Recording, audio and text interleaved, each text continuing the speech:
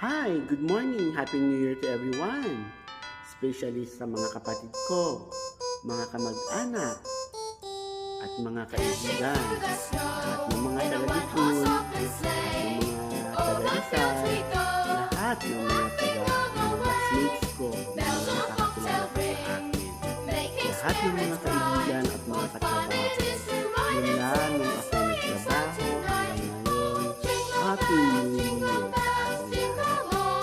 Especially yung mga naging amo ko, sila Ate Rose,